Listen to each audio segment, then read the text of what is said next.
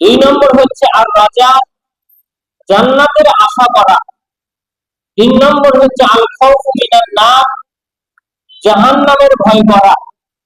আল্লাহর ভালোবাসা, জান্নাতের আশা আর জাহান্নামের ভয়, এই তিনটি জিনিসের সমন্বয়ে মানুষ দুনিয়াতে বেঁচে থাকবে, পরকালের জন্য ইবাদত বন্দেগী করবে।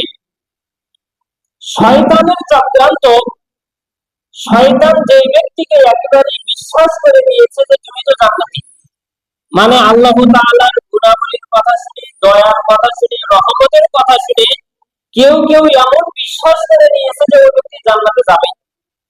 এই চিন্তা যে ব্যক্তি করছে ওই ব্যক্তি ধ্বংস।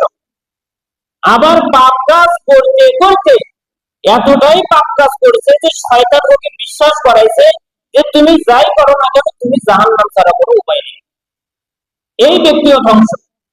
যে নিজেকে একেবারে জান্নাতি মনে করতেছে, যে নিজেকে একেবারে জাহান্নামী মনে করতেছে, এরা দুই ধরনের লোকই এরা ক্ষতিগ্রস্ত। জান্নাতের আশা, জাহান্নামের ভয়, এই দুইটা জিনিসকে সমন্বয় করে আল্লাহ তাআলার প্রতি ভালোবাসা রেখে ইবাদত বন্দেগী করতে হবে। আল্লাহ তাআলার জান্নাত পাওয়ার জন্য তিনি বিভিন্ন রকম ভাবে আমাদেরকে তিনি উৎসাহ দিয়েছেন, জান্নাতের কথা বলেছেন, সওয়াবের কথা বলেছেন।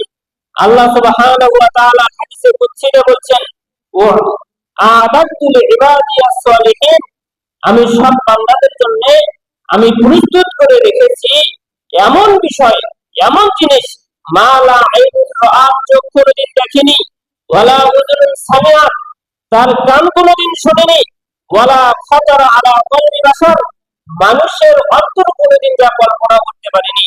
এরপরে আল্লাহ রাসূল সাল্লাল্লাহু আলাইহি ওয়াসাল্লাম বলেন, ফাকরাউ ইন শিতুম, যদি তোমরা চাও তো এই আয়াতটা তিলাওয়াত করতে পারো। আল্লাহ তাআলা বলেন, ফালা তাআলামু নাফসুম মা উখফিয়া লাহুম মিন কুররাতি আইন, যে চক্ষুকে শীতল করনেওয়ালা, চক্ষুকে শীতল করার জন্য এমন কিছু বিষয় তাদের জন্য গোপন করে রাখা হয়েছে যা তাদের নফস কোনোদিন জানে না, চিন্তা করতে পারে না। এই জান্নাত পাওয়ার জন্য এই কথা, জাহান্নাম থেকে মুক্তি পাওয়ার জন্য, জাহান্নামের ভয় করার জন্য আল্লাহ সুবহানাহু ওয়া তাআলা বিভিন্ন ভাবে তিনি বলেছেন। সূরা মাআরিজের 27 নম্বর আয়াত, আল্লাযীনা হুম মিন আযাবি রাব্বিহিম মুশফিকুন, মুমিন বান্দা তো তারাই যারা তাদের রবের ব্যাপারে ভয় করে, রবের ব্যাপারে ভয় করে, সেই হচ্ছে মুমিন। আল্লাহ তাআলা বলেছেন, ওয়া ইন্না রাব্বাকা লাযু মাগফিরাতিল লিন-নাস, আল্লাহ তাআলা তিনি মানুষদের জন্য ক্ষমাশীল, আলা যুলমিহিম, তারা যে অপরাধ করে সেই অপরাধের জন্য, ওয়া ইন্না রাব্বাকা লাশাদীদুল ইকাব, পক্ষান্তরে তিনি কিন্তু আবার কঠিন শাস্তিদাতা। যে ব্যক্তি তার কৃত কর্মের জন্য আল্লাহর কাছে ক্ষমা চায় সেই ব্যক্তিকে আল্লাহ তাআলা ক্ষমা করে দেন। যে ব্যক্তিরা ক্ষমা চায় না আল্লাহ তাআলা তাদেরকে কঠোর শাস্তি দিবেন বলে তিনি এই কথা বলেছেন।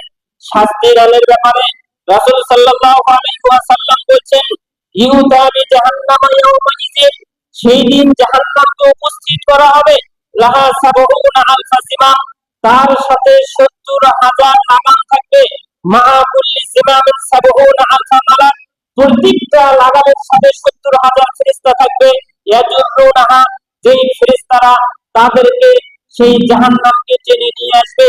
রশি হচ্ছে ছোট, লাগাম হচ্ছে বড়, লাগাম হচ্ছে মোটা। একটা জাহান্নামকে উপস্থিত করার জন্য ৭০,০০০ লাগাম থাকবে, প্রত্যেকটা লাগামের সাথে আবার থাকবে ৭০,০০০ ফেরেশতা। এই ৭০,০০০ ফেরেশতা সেই লাগাম ধরবে। লাগাম ধরার পরেও জাহান্নাম এমনিতেই আসবে না, জাহান্নামকে টেনে নিয়ে আসা হবে।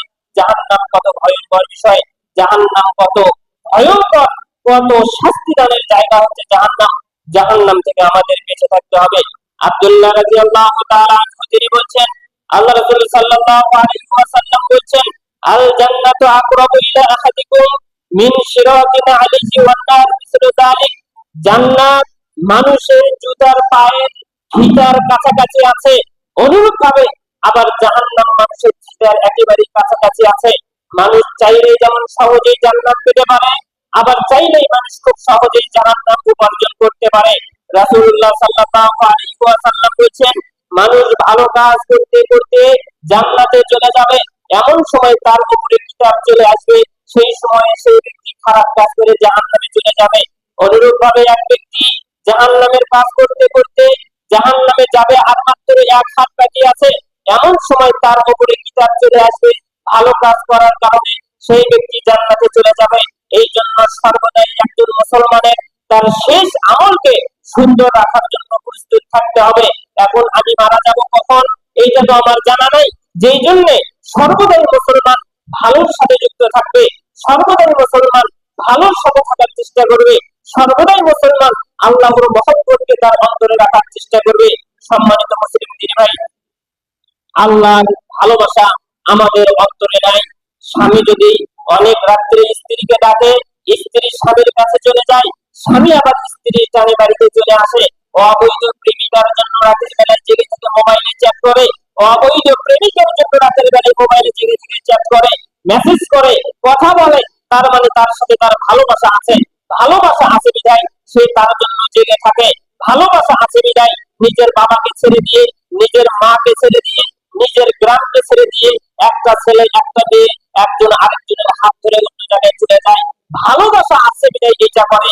আমার ভালোবাসা আমাকে যদি মসজিদে নিয়ে আসতে না পারে, আমার ভালোবাসা আমাকে যদি সিয়াম পালন করাতে না পারে, আমার ভালোবাসা আমাকে যদি সৎ কাজ করতে যদি আমাকে উৎসাহ না দেয়, তাহলে বুঝতে হবে আল্লাহর জন্য যে ভালোবাসা এই দাবি মিথ্যা। আমি যে বলছি আমি আল্লাহকে ভালোবাসি, এই দাবি মিথ্যা। আমি যদি একজন মানুষকে ভালোবেসে আমার গ্রাম যদি ছাড়তে পারি, আমি আমার রবকে ভালোবেসে মসজিদে আসতে পারবো না, এইটা তো হতে পারে না। সুতরাং আল্লাহর সাথে আমাদের যে ভালোবাসা এই দাবি আমাদের মিথ্যা দাবি, এই ভালোবাসা ঠিক দাবি নয়। রাসূল সাল্লাল্লাহু আলাইহি ওয়াসাল্লাম বলেছেন, লাউ তাআলামুনা মা আ'লামু লা যাহিকতুম কলিলা ওয়া লা বাকাইতুম কাসীরা। আমি মুহাম্মদ যা জানি তোমরা যদি তাই জানতে, তাহলে তোমরা বেশি বেশি করে কান্না করতে, অল্প অল্প করে হাসতে। আমরা যা জানি এই জানা মুহাম্মদ সাল্লাল্লাহু আলাইহি ওয়াসাল্লামের জানার সাথে মিল নাই। যেই কারণে আমাদের জিন্দেগিতে চোখের পানি নাই, আমাদের অন্তরে মরণের ভয় নাই, আমাদের জবানে মরণের কথা নাই, কিন্তু আমরা সর্বদাই খেল তামাশা হাসি ঠাট্টা বিদ্রুপ মজা মিথ্যা অশ্লীল ফাহিশা যাবতীয় কথার মধ্যে আমরা যুক্ত হয়ে আছি। এইটা ইবাদতের কথা নয়। ইবাদত আল্লাহ সুবহানাহু ওয়া তাআলাকে ভালোবাসতে হবে এবং এই ভালোবাসাকে কেন্দ্র করে যাবতীয় ইবাদত বন্দেগী আমরা যেন করতে পারি সেই চেষ্টা করতে হবে। আল্লাহ সুবহানাহু ওয়া তাআলা সূরা নিসার 110 নম্বর আয়াতে বলেছেন, ওয়া মান ইয়ামাল সুআন আও ইয়াজলিম নাফসাহু, যে ব্যক্তি কোন খারাপ কাজ করে অথবা তার নিজের উপরে জুলুম করে, কোন খারাপ কাজ করে অথবা নিজের উপরে জুলুম করে, সুম্মা ইস্তাগফিরুল্লাহ, এরপরে আল্লাহর কাছে ক্ষমা চায়, ইয়াজিদিল্লাহা গফুরার রহিমা, সেই ব্যক্তি অবশ্যই আল্লাহকে ক্ষমাশীল, অবশ্যই আল্লাহকে দয়ালু পাবে।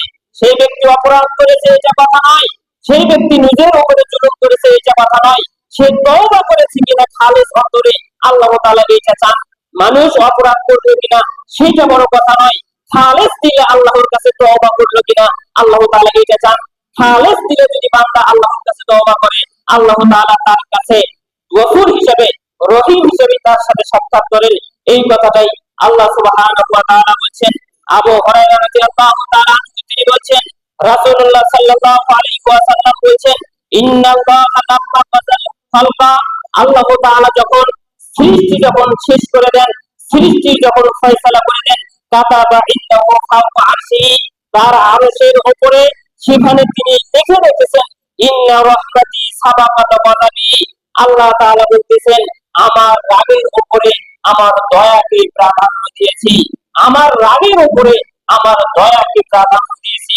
এখনই যদি কোনো বান্দা যদি অপরাধ করে আমি আল্লাহ রাগান্বিত হই, এখনই যদি সেই ব্যক্তি ক্ষমা চায় আমি তাকে ক্ষমাই করে দেব, তার অপরাধের দিকে আমি তাকাবো না। সুবহানাল্লাহ। এই যদি ভাই আমাদের অবস্থা, সম্মানিত মুসলিম দিনী ভাই, আপনার কাছে আমার উদাত্ত আহ্বান থাকবে, অবশ্যই অবশ্যই আল্লাহ তাআলাকে মহব্বত করে জাহান্নামের ভয় অন্তরে রেখে জান্নাতের আশা অন্তরে রেখে অবশ্যই অবশ্যই আমাদেরকে 5 ওয়াক্ত সালাত আদায় করা সহ যাবতীয় কল্যাণকর কাজের সাথে আমাদেরকে যুক্ত থাকতে হবে। আল্লাহ সুবহানাহু ওয়া তাআলা আমাদের তৌফিক দান করে বলে আল্লাহুম্মা আমিন। আল্লাহ আমরা যারা অসুস্থ আছি, আল্লাহ তুমি আমাদেরকে শিফায়ে কামিলা দান করো। আল্লাহুম্মা আমিন। আল্লাহ যারা কবরে চলে গেছেন, আল্লাহ তুমি তাদের কবরের শান্তি অবতীর্ণ